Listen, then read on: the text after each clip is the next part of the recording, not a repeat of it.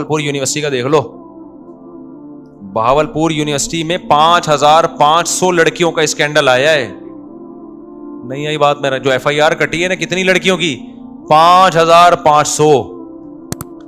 یہ اگر اس کا 5واں 10واں حصہ بھی کسی مدرسے میں ہوتا نا تو آپ دیکھتے کیا طوفان کھڑا ہوتا, کیا طوفان کھڑا ہوتا. میں نہیں کہہ رہا مدرسے میں کوئی ایسا واقعہ ہوتا ہی نہیں ہے, مدرسے والے بھی انسان ہیں, کہیں اکا دکا ہر جگہ جہاں بھی بڑے پیمانے پر کوئی کہیں نہ کہیں کچھ تھوڑا بہت فساد ہوتا ہے, غلط ہے نہیں, وہ بھی نہیں ہونا چاہیے, لیکن خدا کی قسم اتنا نہیں ہوتا جتنا یونیورسٹیوں اور کالجز میں ہوتا ہے. مدرسے میں اس کا عشر اشیر بھی نہیں ہوتا, پھر بھی ذرا سا کچھ ہو جائے تو کتنا بڑھایا جاتا ہے اس کو. تو یہ تو کو ایجوکیشن کی تباہ کاریاں ہیں جو بہاولپور یونیورسٹی میں ہوا. اور جو ہمارے سامنے جو کیسز آتے ہیں جو بیان کرنے کے نہیں ہوتے وہ اور ہیں.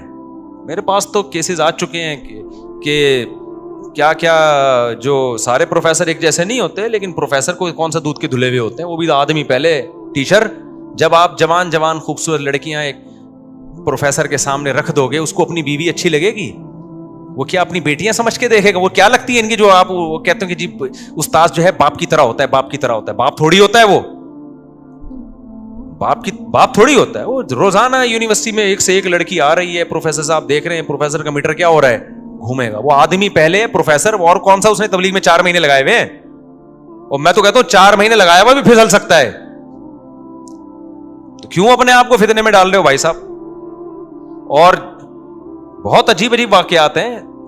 تو میں نہیں کہہ رہا یہ سوسائٹی غلط ہے بھائی, جب یہ ہوگا تو ہر جگہ ہوگا. اگر مدرسوں میں یہ ماحول کر دو تو مدرسوں کا بھی یہی بیڑا غرق ہو جائے گا. مدرسوں میں یہ ماحول کر دو نا. امام حنیفہ نے اس دور میں 1 صدی ہجری میں عورتوں کے بارے میں فتویٰ دیا مسجد میں مت آنے دو. کیا ماحول کیا ہو چکا ہے؟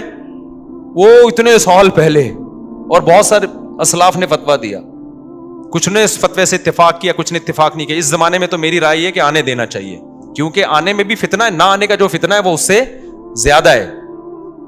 تو کیونکہ بالکل ہی دین سے رشتہ ختم ہو رہا ہے. تو اب مسئلہ یہ ہے کہ یونیورسٹیوں میں جو ماحول بن چکا ہے, میں نام نہیں لیتا یونیورسٹیوں کا, بہت برا ماحول ہے. ہمارے بھی دوست احباب پڑھتے ہیں, ہم اپنے زمانے کو دیکھتے ہیں, جب اس وقت یہ حال تھا, جب ہم چھوٹے بچے تھے نا, اس وقت یہ ایک برا حال ہو چکا تھا کہ اگر کوئی ینگ ٹیچر 7ویں کے بچوں کو پڑھانے آتی تھی نا تو لڑکے اس کو بھی چھیڑتے تھے.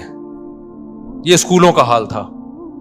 چند بدماش قسم کے لڑکے پیچھے بیٹھے ہوتے تھے کلاس میں, ہمیشہ پیچھے وہ بچے بیٹھتے ہیں جنہوں نے الٹی باتیں کرنی ہوتی ہیں. پپو قسم کے جو پڑھاکو ہیں نا وہ آگے رو میں بیٹھ, پیچھے سارے کون ہوتے ہیں؟ بدماش ٹائپ کے.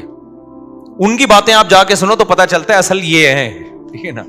تو وہ اس وقت ہمیں یاد ہے کوئی ینگ ٹیچر آ جاتی, 7ویں کلاس کے بچے کیا حال کرتے تھے, اس کو چھیڑتے تھے, بری باتیں کرتے تھے. ایک دن تو ایک ٹیچر وہ چھوڑ کے اسکول چلی گئی, ہمارے اسکول میں ٹیچر وہ اسکول چھوڑ کے چلی گئی. تو یہ بات کر رہا ہوں گا میں 90s کی, پھر بھی اس کو چھیڑنے کے لیے گھر جاتے تھے وہ لڑکے. میں نہیں گیا الحمدللہ, ہمیں ان چیزوں سے ہمارے ماں باپ نے دور رکھا ہوا تھا, لیکن لڑکے اس وقت یہ کام کر رہے تھے. اب تو بھائی انٹرنیٹ کا زمانہ ہے, فحش چیزیں دیکھ کے شہوتوں. 7ویں کلاس کے بچے کی عمر ہی کیا ہوتی ہے, اس وقت یہ ٹھڑک تھی اسکول کے بچوں میں. اب تو باقاعدہ آرڈر پہ ٹھرکی بنایا جا رہا ہے ان کو, ڈرامے فلمیں دکھا کے. تو اب آپ کیا سمجھتے ہو کہ اتنے نیک نیٹ کلین؟ پھر بھی میں کہتا ہوں یونیورسٹی کی ساری لڑکیاں خراب نہیں ہوتی, سارے پروفیسر خراب نہیں ہوتے. یہ الزام ہم کبھی بھی نہیں لگاتے کہ کوئی یونیورسٹی میں جا رہی ہے تو آپ بدگمان ہو, یا کوئی پروفیسر پڑھا رہا ہے. بڑے بڑے خاندانی لڑکیاں بھی ہیں, خاندانی پروفیسر بھی ہیں, بڑی بڑی خاندانی لڑکیاں بھی ہیں جو بچانے والے اپنے آپ کو بچاتے ہیں. لیکن ایک اصولی بات بھائی, چرس اگر کوئی تقسیم کر رہا ہو ہم اس کو اپنے محلے میں پنپنے نہیں دیں گے. اگر وہ یہ دلیل دے کہ میں نے اتنی چرس بانٹی ہے لیکن پھر بھی بہت سے لوگ بچے ہوئے ہیں, تو ہم کہیں گے بھائی وہ بچے ہوئے ہیں, اللہ نے بچا لیا ان کو, آپ نے ان کو خراب کرنے میں کوئی کسر چھوڑی نہیں تھی. تو کو ایجوکیشن سسٹم میں جہاں لڑکیوں کو مرد پڑھا رہے ہیں, مردوں کو عورتیں پڑھا رہی ہیں, اور مکس گیدرنگ کا ماحول ہے, آپ نے کلچر کو تباہ کرنے کا پورا زور لگا دیا. اب اگر کوئی بچ رہا ہے تو وہ اللہ کی مدد ہے, اس کا خاندانی ہونا ہے, ورنہ آپ نے سوسائٹی کو تباہ کرنے کی کوئی کسر چھوڑی نہیں ہے. تو کچھ جو بچے ہوئے لوگ ہیں ان کی وجہ سے اس کلچر کو ٹھیک نہیں کہا جا سکتا. تبھی میں کہتا ہوں ہماری سب سے پہلے یہ سیاسی مذہبی جماعتوں کی ذمہ داری ہے کہ وہ اس بیس پہ کسی سیاسی جماعت سے اتحاد کریں کہ ہم آپ کے ساتھ اتحاد اس وقت کریں گے جب آپ ایگریمنٹ کرو کو ایجوکیشن سسٹم کو ختم کیا جائے گا. یہ ہماری مذہبی جماعتوں کی آپ اپنے مطالبے کچھ منوائیں ان سے, پھر ہم آپ کا اتحادی بنیں گے. مذہبی جماعتوں کے پاس بڑی پاور ہے, بڑی طاقت ہے. وہ یہ کہیں بھائی ہم آپ سے اتحاد اس بیس پہ نہیں کریں گے ہمیں فلاں وزارت دے دو, ہمیں فلاں وزارت دے دو, ہمیں قانون میں تبدیلی چاہیے, کو ایجوکیشن کو ختم کرو. خدا کی قسم ایسا زہر ہے نا یہ کو. میں وہاں پشاور اور کوئٹہ جب بھی جاتا ہوں نا, مجھے وہاں ان کا خاندانی نظام زیادہ اسٹرانگ ہے. میں ان سے کہتا ہوں آج جو تمہارے میں باپ دادا کا احترام ہے نا, تمہاری عورتوں میں شوہر کا احترام, بہنوں میں بھائیوں کا احترام, خدا کی قسم یہ کو ایجوکیشن سسٹم اس خاندانی نظام کو تباہ کر دے گا, یہ برباد کر دے گا. جب لڑکی بے حیا ہوتی ہے نا, سب سے پہلے اس میں تمیز نکلتی ہے. میں نے کہا تم یہاں کتنا ہی کلچر میں اس کو جب مضبوط رکھو گے, جس سسٹم کے تحت وہ ایجوکیشن حاصل کر رہی ہے, دیکھو آپ صبح و شام شرم و حیا پہ بیان کرو, لیکن لڑکے لڑکیوں کو ساتھ بٹھا دو, آپ کا بیان کی 2 ٹکے کی ویلیو نہیں رہے گی.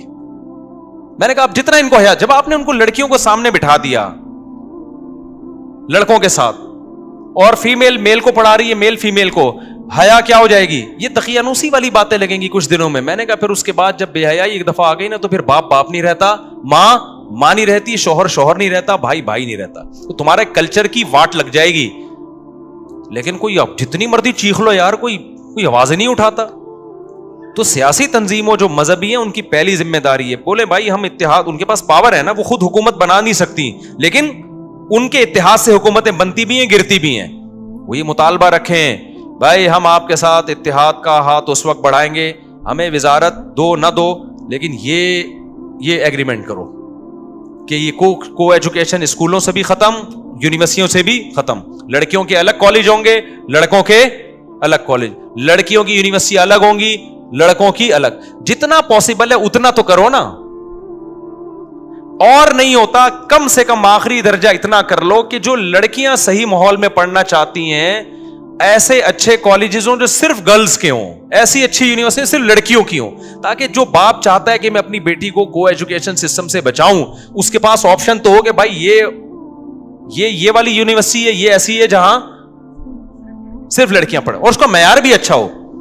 جب آپ کچھ بھی نہیں کرنا تو بھائی پھر کیا رہ گیا یار.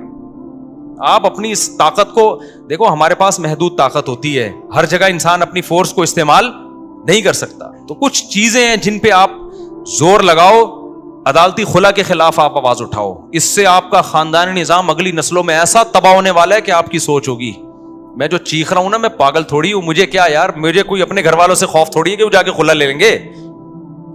میں تو آپ لوگوں کے لیے کر رہا ہوں کہ اگلی نسل میں جب یہ خلا کے کیسز بڑھیں گے نا, مرد اور عورت کا رشتہ گیا تیل لینے, ہر وقت مرد کو کھٹکا لگا رہے گا, ذرا سی آنکھیں دکھائیں خلا, ذرا سا مسئلہ کیا خلا, اس کے بعد مرد بیوی سے وفا کرنا چھوڑ دے گا, بولے گا بھائی ٹائم پاس کر, رکھیل کے طور پہ رکھو اس کو, جیسے مجھے طلاق کا اختیار ہے اس کے پاس بھی اختیار ہے پورا. ابھی تو بہت سی خواتین کو پتہ بھی نہیں ہے, تو ایسے ٹھینگا دکھائیں جیسے انگریزوں کے یہاں ہوتا ہے. انگریز تھوڑی بیوی سے اتنی وفا کرتا ہے, وہ کہتا ہے یار کسی بھی وقت بھاگ سکتی ہے. تو انہوں نے پھر قانون بنائے طلاق سے بچنے کے لیے, آدھی جائیدادیں دینی پڑیں گی, فلانا ہوگا, ڈمکانا ہوگا, اتنا کچھ انہوں نے کر لیا.